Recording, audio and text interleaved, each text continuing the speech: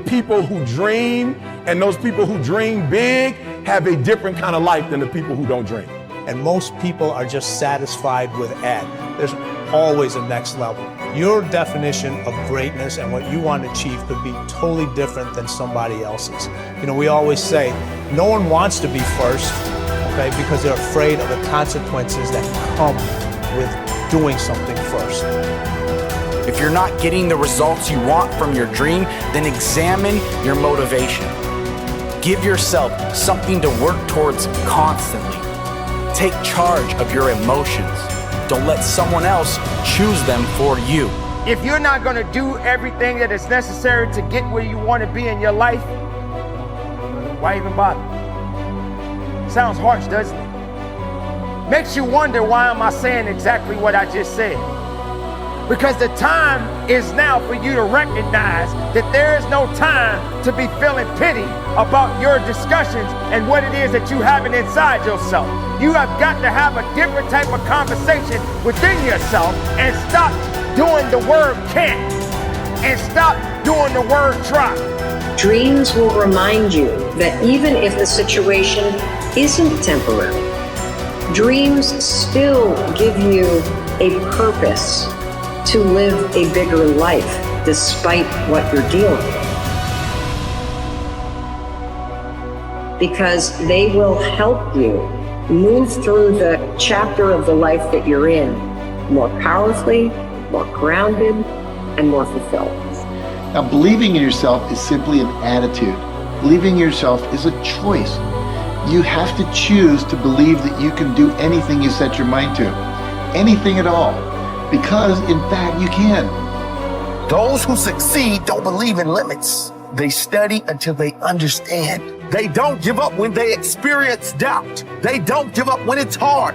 They do not give up, full stop. They keep working hard, even if they've been rejected. They keep at it. They keep searching for new opportunities. That's exactly how you have to be. Life is hard, and you'll never get far if you limit yourself in anything you do. Stop wasting your time making excuses and blaming other people. You need to set goals and pursue them, but you gotta set goals and create pressure and get some support until you get there. And the worst thing you can do is let yourself off the hook. And that's what excuses do.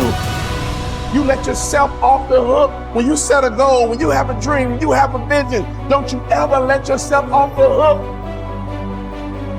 And start now. Start believing, start dreaming, and create the life and the person that you really want to see. Most people go through life never discovering what their talents are. Most people never develop their talents. They have skills and abilities, but if you don't nurture them, if you don't develop them, they will never serve you. Your gifts can take you many places if you develop your gifts. Most of us don't like to do those things that come easy to us. I've always loved to talk to people. I decided, taking this advice, to develop my skills as a speaker. And my gift has developed and it's taken me many places.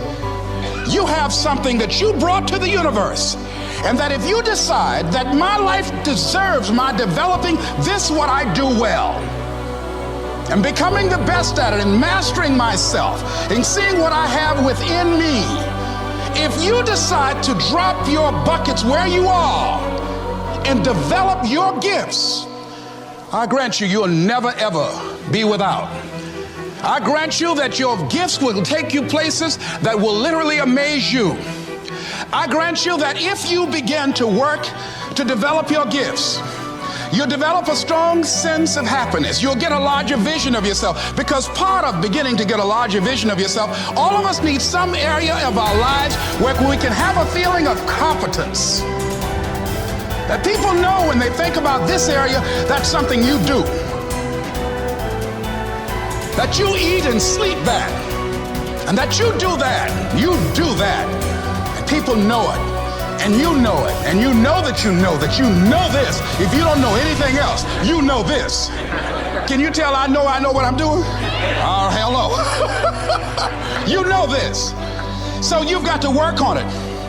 When other folk are having a good time, you've got to have the strength of character to concentrate, to read, to digest information. If you decide in any particular area that you're concerned about, to make a conscious, deliberate, determined effort to read one book a month in that area, in 5 years, you'll be among the top 5% experts in the world. I read a minimum of 2 books a week. The average American reads only 1 book a year. If you decide that area that you love, that you are going to master that particular area, in this era of accelerated change, overwhelming complexity, and tremendous competition, as you begin to develop and expand your skills and your talents and your vision of yourself, you will always be in control of your destiny. It is in the nature of things that some people will be more successful and happier than others. Some people will make more money, have better lives, enjoy greater fulfillment and satisfaction, have happier relationships, and contribute more to their communities. Others will not. The most important single quality that you can develop in a time of rapid change is the quality of flexibility. The opposite of flexible thinking is fixed or mechanical thinking. The opposite of approaching life with an open mind is to react automatically and predictably in every situation. The opposite of flexibility is an unwillingness to change in the face of new information or circumstances. The quality of flexibility is therefore essential if you want to do and have more than the average person. Today, perhaps the most important factor affecting your life is the speed of change. We are living in an age where change is taking place at a faster rate than ever before in human history. And if anything, the rate of change is increasing, year by year. Change today is not only faster, but it is also discontinuous, not following a straight line, but starting, stopping, and going off in unpredictable direction. Change is coming at us from all sides in so many different ways that it is often impossible to anticipate what might happen next. By its very nature, change is unpredictable, often forcing us to scrap our very best plans and ideas overnight as the result of a completely new and unexpected development coming from a new and unexpected direction. As a result, we have to remain flexible in our thinking and in our possible courses of action. You must learn to say to remain flexible is, I made a mistake. It is amazing how much time, energy, and money is wasted because someone's ego is so large that they will not admit they have made a mistake, even one that is obvious to everyone around them. Once you say, I was wrong or I made a mistake, the issue is largely over. From then on, everybody can get on with resolving the problem or achieving the goal. But as long as a key person is unwilling to admit that he or she has taken the wrong course, everything comes to a stop.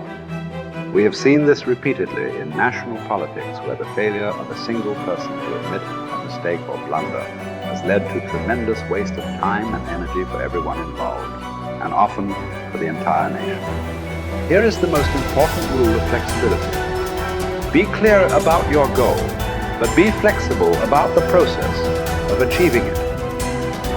Always be open to the influence of your superconscious mind. Remain sensitive to the possibility of serendipitous and synchronous events. Be open to ideas, inspirations, and inputs from other people. In the New Testament, Jesus said, "You must become like a little child if you would enter into the kingdom of heaven." One interpretation of these words is that you must remain open-minded, flexible, calm, confident, and curious if you want to be able to recognize new opportunities and possibilities as they open up around you on your journey toward your goal. Resolve to remain flexible and open no matter what happens. Remember, there is almost always a better way to accomplish any task or to achieve any goal. Your aim should be to be alert and aware to what it might be, to find it and then to take action in that new direction as quickly as possible. This will ensure that you inevitably reach your goal, sometimes in the most unexpected and surprising ways. You see, you can have anything you want in life if you want it badly enough and are willing to pay the price. Now, the rules regarding the price of success are simple.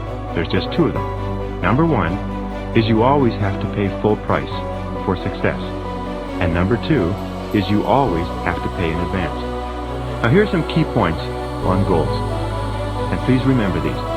The first key point is that your ability to set goals and to make plans for their accomplishment is the master skill of success. The development of this skill requires continual practice and serious personal work, something that only the top 5% will discipline themselves to do. You see, setting goals is hard. Setting goals requires delaying gratification. Setting goals means taking some time aside and sitting down and really thinking through what it is you want in each area of your life. And because this is difficult, most people won't do it. Number 2, your goals must be congruent with your basic values. Your self-esteem comes from engaging in activities and working toward goals that are consistent with what you believe to be good and right and important. Take some time to think through what you believe in, and then structure your goals in harmony with your innermost convictions. What are your basic values in life? What would you live for? What would you fight for? What would you sacrifice for? What would you die for? What are the most important things to you in life? And are your goals, are your daily activities congruent with those values? Now, one of the things we know about high-achieving men and women is that they're very clear about what it is they believe in. And one of the things that we know about underachievers and failures is that they're very vague about what it is they believe in. Because when you know what your values are, then it's quite easy for you to make the critical decisions in your life. But if you don't know what your values are, or if you've never taken the time to think them through, then you will toss with the wind and you'll go whichever way the wind blows on almost any area of decision. Fourth point in goal setting, you must have a major, definite purpose, one goal that is more important than any other. You can have many different goals, but you must have one goal which is number one. And many people ask me this question. They say, Brian, well, can I have two major definite purposes? And the answer to that is no. There's a line in the Bible that says, a double-minded man is unstable in all his ways. And what it means is if you try to do two things at once, or you have two goals with equal priority, you will end up doing neither, and doing neither of them very well. The way you choose your major definite purpose is once you've listed all your goals, you ask yourself, which is the one goal, the accomplishment of which would move me more rapidly toward the accomplishment of all my other goals than anyone on this list?